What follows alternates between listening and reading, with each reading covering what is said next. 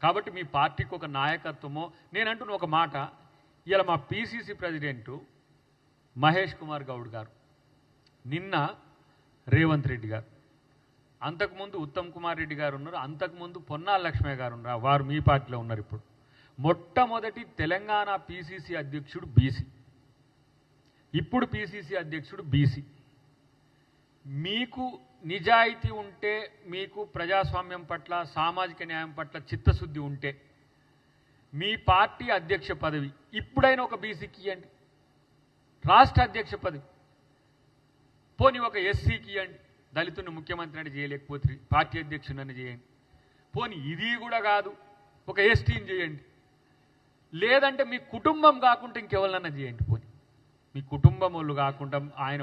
president working president కాకుండా ఇంకేమన్నా వేరే మీ ఇష్టం వచ్చిన వాళ్ళు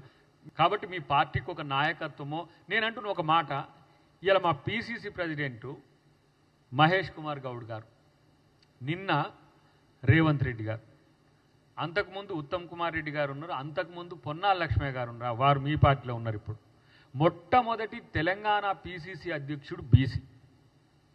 ఇప్పుడు పిసిసి అధ్యక్షుడు బీసీ మీకు నిజాయితీ ఉంటే మీకు ప్రజాస్వామ్యం పట్ల సామాజిక న్యాయం పట్ల చిత్తశుద్ధి ఉంటే మీ పార్టీ అధ్యక్ష పదవి ఇప్పుడైనా ఒక బీసీకి ఇవ్వండి రాష్ట్ర అధ్యక్ష పదవి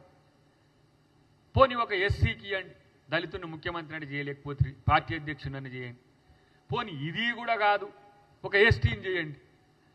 లేదంటే మీ కుటుంబం కాకుండా ఇంకెవరినన్నా చేయండి పోనీ మీ కుటుంబం వాళ్ళు కాకుండా ఆయన ప్రెసిడెంటు వర్కింగ్ ప్రెసిడెంటు కాకుండా ఇంకేమన్నా వేరే మీ ఇష్టం వచ్చిన వాళ్ళు